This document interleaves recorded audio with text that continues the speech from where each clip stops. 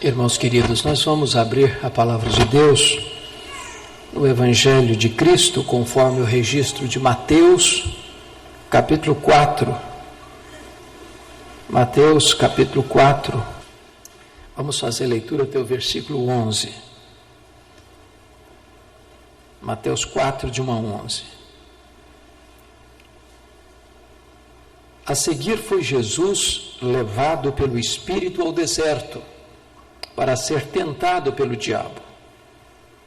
E depois de jejuar 40 dias e 40 noites, teve fome. Então o tentador, aproximando-se, lhe disse: Se és filho de Deus, manda que estas pedras se transformem em pães. Jesus, porém, respondeu: Está escrito: Não só de pão viverá o homem, mas de toda a palavra que procede da boca de Deus. Então o diabo o levou à cidade santa, colocou-o sobre o pináculo do templo e lhe disse: Se és filho de Deus, atira-te abaixo, porque está escrito: Aos seus anjos ordenará a teu respeito que te guardem, e eles te susterão nas suas mãos, para não tropeçares em alguma pedra. Respondeu-lhe Jesus: Também está escrito: Não tentarás o Senhor teu Deus. Levou ainda o diabo a um monte muito alto, mostrou-lhe todos os reinos do mundo e a glória deles, e lhe disse: Tudo isso te darei, se prostrado me adorares.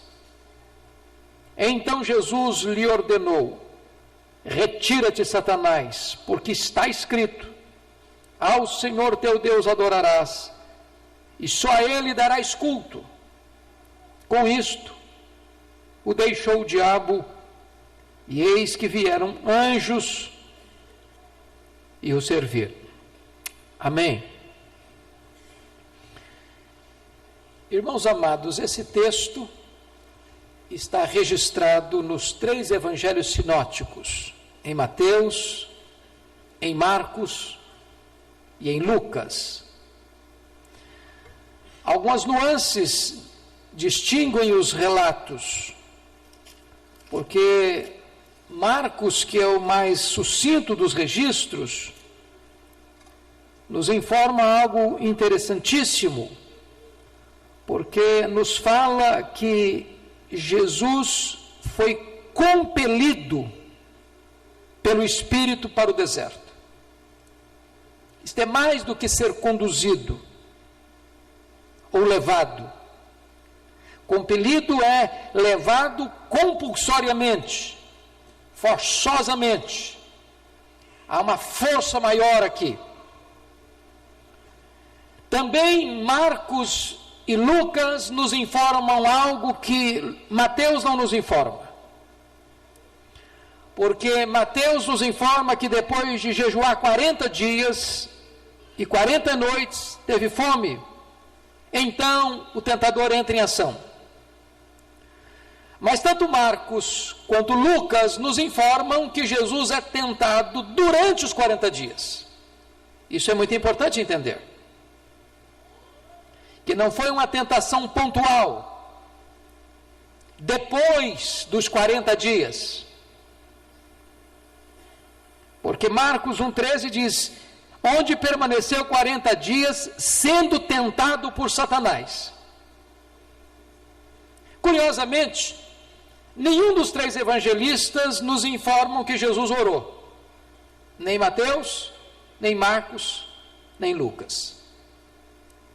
Pressupõem que ele orou, mas nos informam que ele jejuou.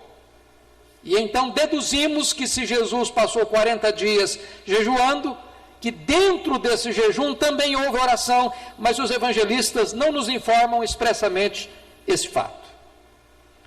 Dito isto, como aspectos dos 3 evangelistas, à guisa de introdução, gostaria de trazer 4 ponderações. Primeiro, esse texto deixa claro para nós que o diabo não é uma lenda. não é um mito, não é uma espécie de ideia subjetiva ou energia negativa, que o diabo é um ser, um anjo caído, uma personalidade, maligno em seu caráter, mau em suas ações. A Bíblia o compara a uma serpente astuciosa, a um leão voraz, a um dragão destruidor.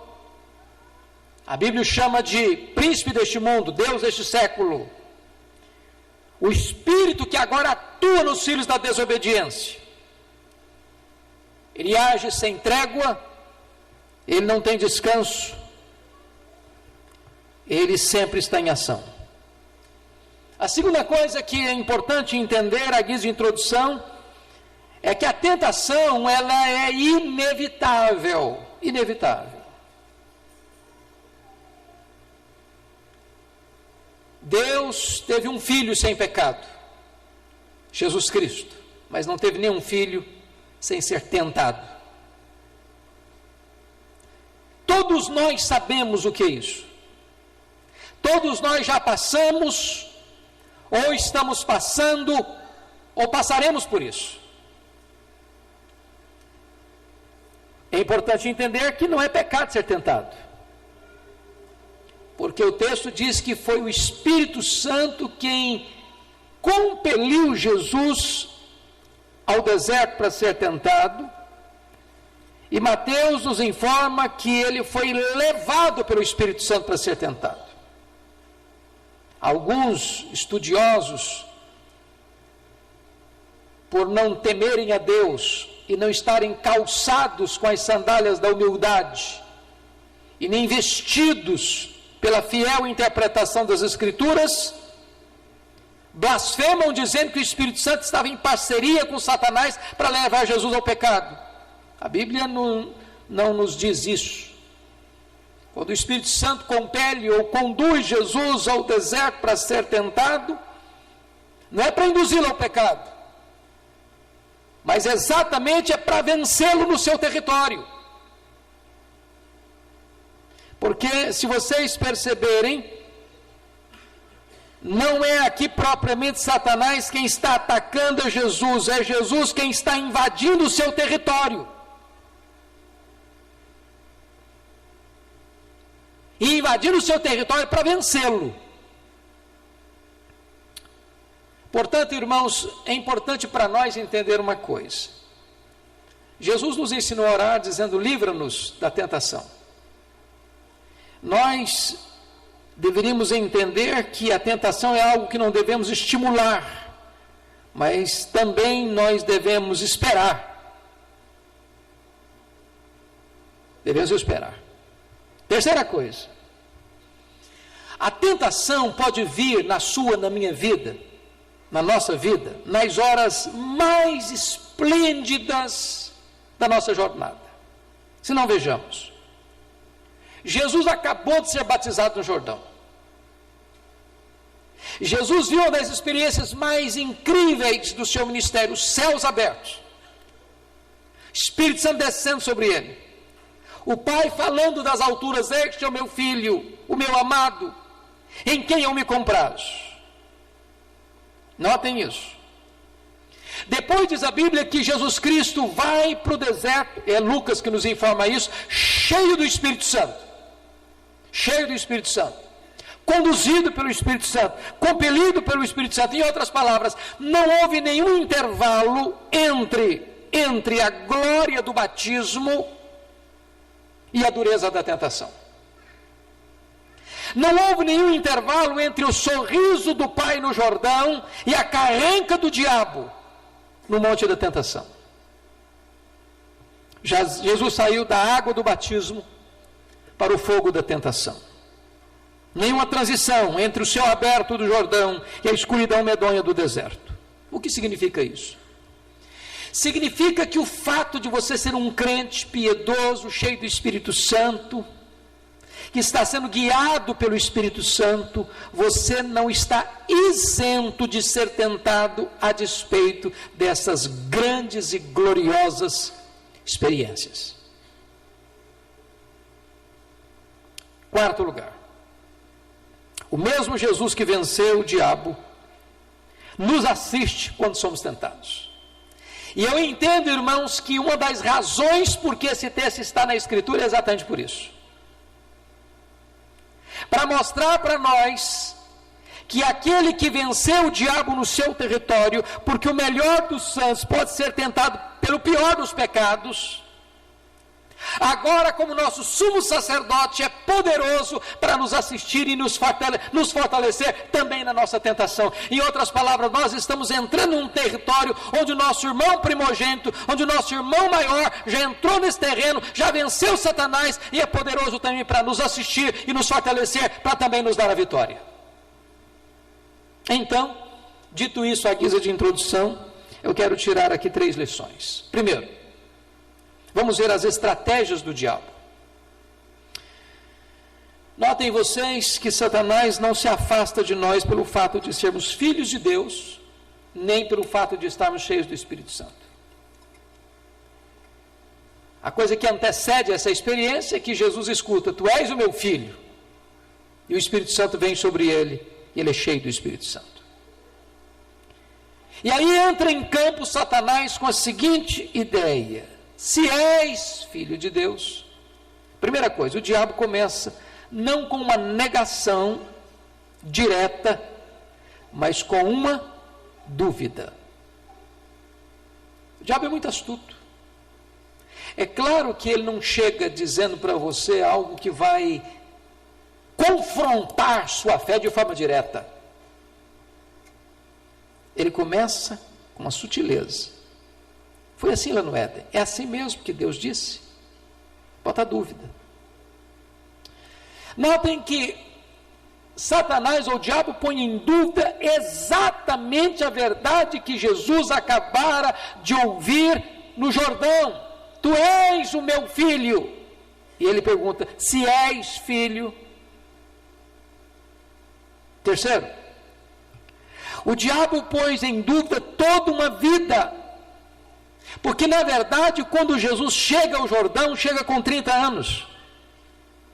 E até os 30 anos, Jesus teve plena consciência de que Deus era o seu Pai. Aliás, com 12 anos, ele disse isso lá no templo, para os doutores e para os seus pais. Em outras palavras, irmãos, uma das sutilezas do diabo na nossa caminhada cristã é questionar o nosso relacionamento com Deus e enfiar a cunha da dúvida na brecha da nossa mente. Segundo lugar, Satanás não deixa de nos tentar pelo fato de orarmos e jejuarmos. Eu disse para vocês que não está escrito em nenhum dos 3 evangelhos que Jesus orou. Nós aprendemos desde criança que ele orou. E nós tiramos isso por inferência. Porque se ele passou 40 dias jejuando, pressupõe que ele orou. E o fato de Jesus ter orado, e ter jejuado, e estar cheio do Espírito Santo, não tirou dele a possibilidade de ser tentado.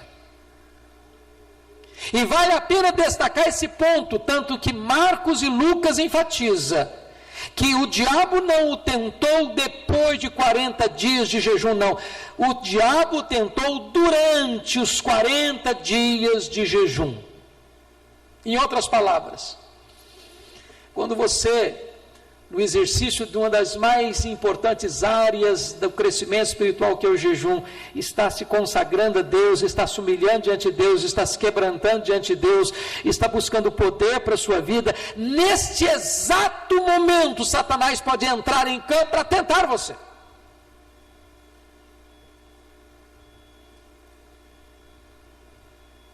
Quem não vigia, quem não ora, não consegue resistir a essa tentação. Notem vocês que a oração, nem o jejum afugenta o diabo. mas a oração e o jejum fortalece você para enfrentar o diabo. Orai e vigiai, para não cairdes em tentação. Terceiro, Satanás, com a sua sutileza, nos tenta nas coisas pertinentes que estão atingindo a nossa vida naquele momento. Se não, vejamos. Primeira tentação tem a ver com a fome. Com a fome. Eu nunca tive a experiência, eu acho que ninguém aqui nesse auditório já teve a experiência de jejuar 40 dias. Mas nós já lemos de pessoas que jejuaram 40 dias. Alguns deles entraram em desespero. Outros em fraqueza, quase de morte. Outros deliraram. Agora pense você ficar 40 dias sem comer. Todos os seus poros clamam por pão. A sua mente pensa em pão. É curioso que Viktor Frankl, que ficou num campo de concentração nazista e sobreviveu ao campo de concentração nazista, disse que o assunto que mais foi conversado, falado, lembrado pelos prisioneiros não foi liberdade, não foi família, foi pão, foi comida. O diabo está exatamente tentando Jesus num momento em que tudo nele clamava por pão. Em outras palavras, o diabo é muito sutil para exatamente ler a circunstância que você está vivendo, que você está passando, para dessa circunstância entrar com as suas artimanhas para tentar você. Não foi assim com Eva? Ela estava perto da árvore proibida. Não foi assim com Davi? Ele estava de janela aberta, olhando para o quintal do vizinho.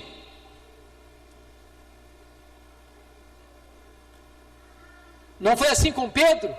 Ele estava seguindo Jesus de longe. Mas notem, o diabo nos tenta naquilo que nós chamamos do nosso ponto forte e do nosso ponto fraco. Qual era o ponto forte? A filiação de Jesus. Ele sabia que ele era filho. Ele escutou isso do pai: tu és meu filho. Qual era o ponto fraco? Se é que nós podemos falar em ponto fraco de Jesus, é que ele estava com fome, e ele era homem, verdadeiramente homem. E o diabo tenta nos dois pontos: no ponto forte, se és filho; no ponto vulnerável, então transforma essas pedras em pães. Quando é que nós somos mais vulneráveis? Quando nós nos julgamos fortes. Não foi esse o ponto de Pedro? Ainda que todos te deixem, eu jamais. Autoconfiança. Não foi isso que Paulo disse? Quando eu sou forte, é que eu sou fraco. Mas notem mais, irmãos, o diabo entra em campo aqui para questionar a bondade de Deus. Porque se Jesus estava num deserto, se Jesus estava com fome, se Jesus estava sozinho, se Jesus estava cercado de feras, entra aqui uma pergunta: se Deus é bom, por que o Espírito Santo te empurrou para isso? O que está passando por isso? E eu não sei se você já parou para perceber que quando você está passando uma crise, você é levado a questionar a bondade de Deus na sua vida. Não foi assim com os discípulos, quando eles estavam na tempestade no mar da Galileia: mestre, não te importa que pereçamos? Não foi assim que os judeus pensaram acerca de Jesus quando Lázaro morreu? Não podia ele fazer alguma coisa para que esse homem não morresse? Se Deus é bom, por que eu estou passando por essa crise? Se Deus me ama, por que eu estou doente? Se Deus cuida de mim, por que eu estou desempregado? Se Deus é tão fiel, por que eu estou atravessando esse vale? E eu não sei se vocês se lembram do filme Deus Está Morto, o primeiro exemplar do filme, que aquele professor ateu, nas discussões com o aluno crente, chega um momento que ele confessa que o seu ateísmo decorreu do fato de ele ter esperado que a sua mãe fosse curada de câncer, e que já que Deus não curou a sua mãe de câncer, Deus então não é bom. Ele passou a odiar Deus.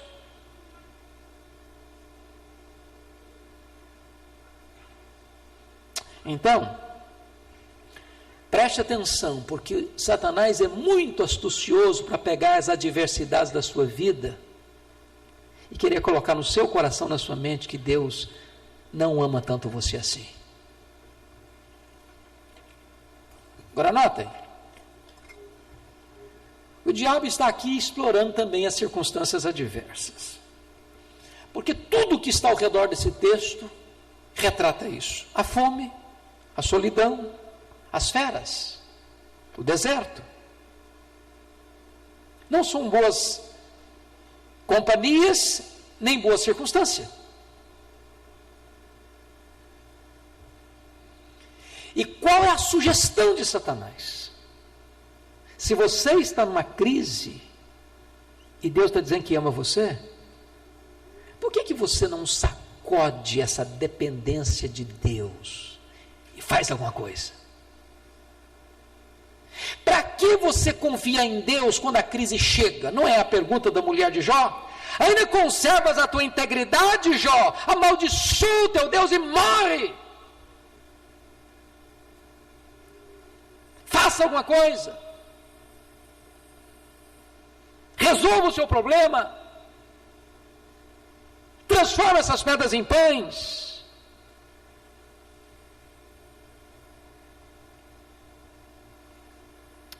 Talvez Satanás estivesse sugerindo mais. Satanás sabia que lá no vale, tinha muita gente com o estômago vazio, muita gente clamando por pão. Que se Jesus transformasse aquelas pedras em pães, ele seria aclamado como um grande herói popular. Talvez Satanás estivesse sugerindo a Jesus a ter um reino de milagres, de pão sem cruz. Mas mais do que isso, o diabo sugere a Jesus a satisfazer imediatamente os seus desejos e necessidades. O prazer, comer é um grande prazer. Concorda comigo? Você quer coisa mais preciosa do que comer? Sobretudo quando você está com fome. Alguém disse que o melhor prato é a fome. Você come um prato de arroz com feijão gostosamente, se você está com fome.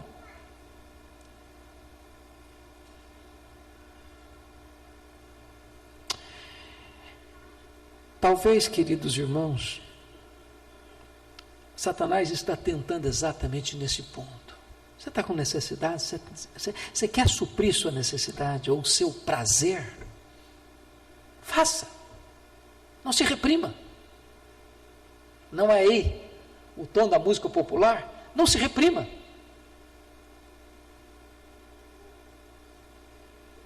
E Jesus refuta o diabo dizendo: não só de pão viverá o homem, mas de toda a palavra que procede da boca de Deus. Mas aí vem uma segunda área da tentação, quando a Bíblia diz que Satanás leva Jesus para o pináculo do templo, o ponto mais alto da cidade santa. E aí vem a sutileza do inimigo, porque ele percebeu que Jesus estava citando Bíblia. Está escrito. É aí? Então eu vou citar a Bíblia também. Está a Bíblia também. E ele cita para Jesus o Salmo 91.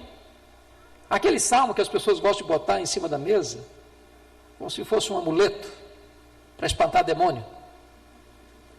O diabo usou o Salmo 91 também para Não para espantar demônio, mas para tentar pegar Jesus no contrapé. E cita o texto para Jesus. Já pensou o diabo de Bíblia na mão? O diabo como pregador? O diabo como mestre? Só que o diabo é um péssimo intérprete das Escrituras. Ele é um péssimo exegeta. Porque se você perceber, ele cita o texto, mas omite parte do texto, porque ele diz o seguinte, veja comigo, Mateus 4. Se és filho de Deus, atira-te abaixo, porque está escrito, aos seus anjos ordenará a teu respeito que te guardem, e está escrito lá no texto, em todos os teus caminhos, em todos os teus caminhos ele tirou. Sabe por que tirou? Deus só guarda você e a mim quando nós estamos em todos os caminhos dele. Deus não tem nenhum compromisso com a nossa loucura. Deus não tem nenhum compromisso com a nossa desobediência. Deus não tem nenhum compromisso em nos guardar quando nós transgredimos a sua palavra e nos conspiramos contra ele em franca e total e aberta desobediência. Satanás está sugerindo para Jesus que Deus vai nos guardar em qualquer situação, mesmo que a gente esteja na contramão da vontade dele.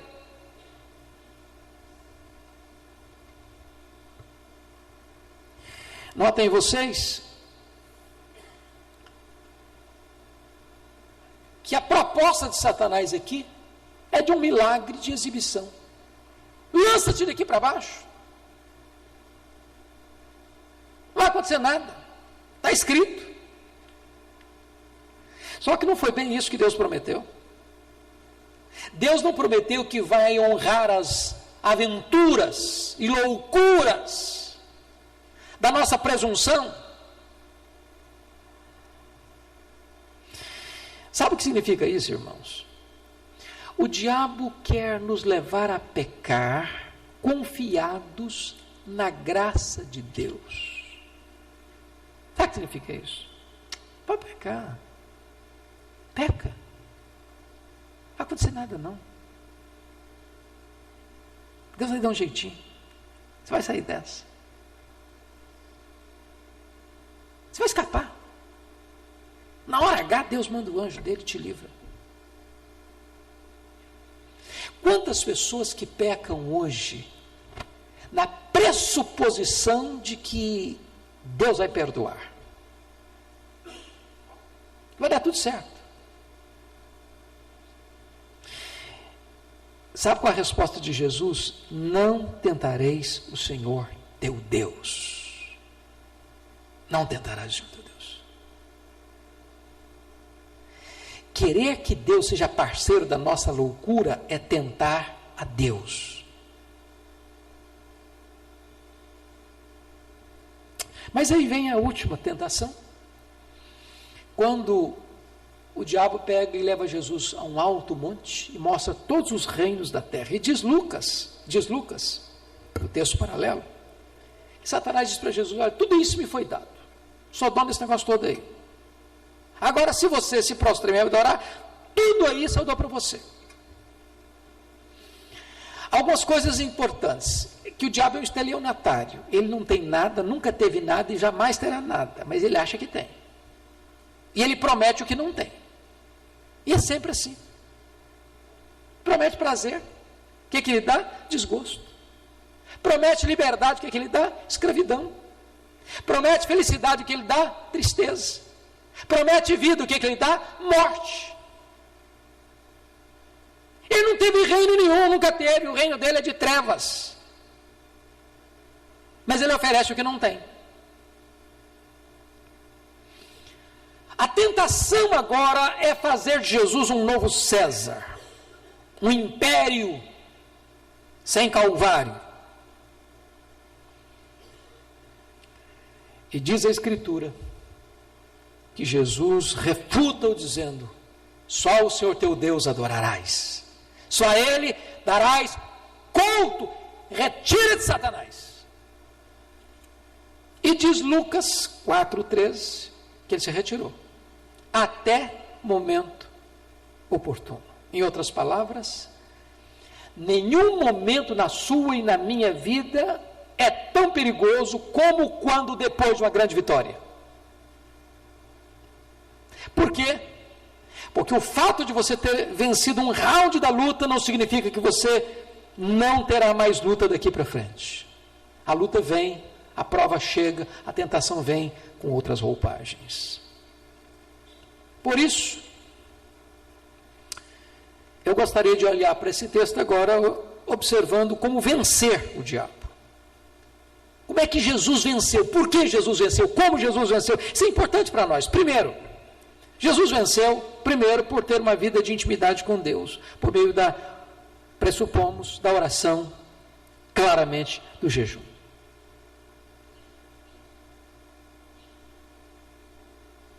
Irmãos queridos, a nossa geração é uma geração fraca espiritualmente. Porque a nossa vida pessoal de oração é fraca. Eu não sei, mas eu pergunto a você, e você precisa levantar a mão, responde para o seu coração: quanto tempo você investe na vida devocional em 24 horas do dia? Onde fica a sua Bíblia na sua casa? Quanto tempo você gasta com a sua Bíblia na mão, dentro da sua casa? Segunda a sábado. Que tempo você tem para estar sós com Deus para orar?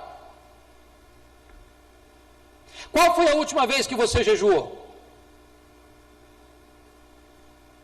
Como você classifica a sua vida de intimidade com Deus?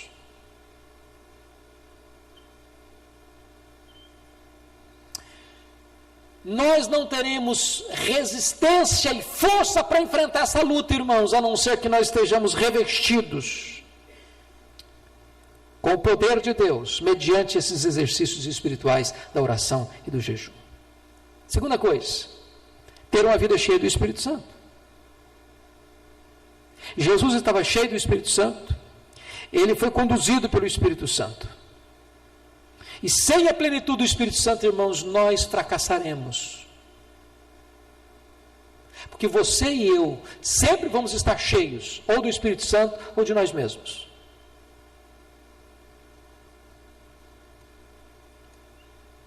E eu faço essa pergunta a você hoje: você está cheio do Espírito Santo? Há evidências disso na sua vida? Às vezes nós achamos que um crente pinguço é um escândalo, e é mesmo. É mesmo. Mas nós não ficamos escandalizados quando falamos num crente que não está cheio do Espírito Santo. E quando Paulo trata do assunto, ele dá duas ordens, uma negativa e uma positiva. A negativa é: não vos embriagueis. A positiva é: enchei-vos do Espírito Santo. O que é pecado aí? As duas coisas. Um crente bêbado está pecando. Um crente não está cheio do Espírito Santo está pecando também. A negligência espiritual é um pecado. E a nossa geração está cheia de muita coisa, mas muitas vezes vazia do Espírito Santo de Deus. Terceira coisa, por que Jesus venceu?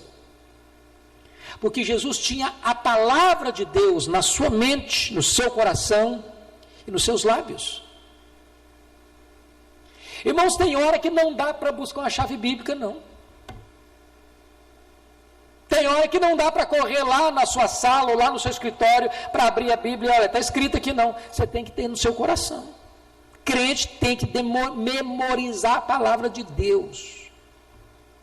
Tem crente que memoriza piada. Sabe 1000 piadas, não sabe um versículo da Bíblia. Tem crente que é especialista em partilhar nas redes sociais toda piada engraçada, mas não partilha um versículo da Bíblia. Na hora que a coisa pega, não adianta piada. Você tem que ter Bíblia na mente, no coração e nos lábios.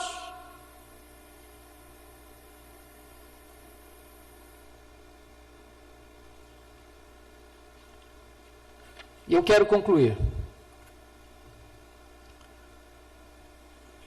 que quando Jesus, revestido com o Espírito Santo, oração e jejum, com a palavra de Deus nas mãos, o diabo precisa bater em retirada. E diz a Escritura que então vieram os anjos e o serviram. Quando você rejeita as propostas do diabo, Deus envia a verdadeira provisão que você necessita.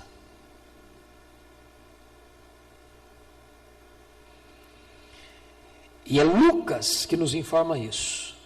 Depois que Jesus foi cheio do Espírito Santo no Jordão, que foi conduzido pelo Espírito ao deserto, e ele estava cheio do Espírito Santo no deserto, e venceu Satanás no deserto, cheio do Espírito Santo, ele retorna para Galileia, e cheio do Espírito Santo, ele entra na sinagoga de Nazaré, e cheio do Espírito Santo, ele pega a palavra de Deus nas mãos e lê: o Espírito do Senhor Deus está sobre mim, e me ungiu para pregar, para libertar e para curar. E nessa força, e nesse poder do Espírito, ele realiza o seu ministério. E os doentes são curados, e os cativos são libertos, e os pecadores são perdoados, e o reino de Deus é estabelecido.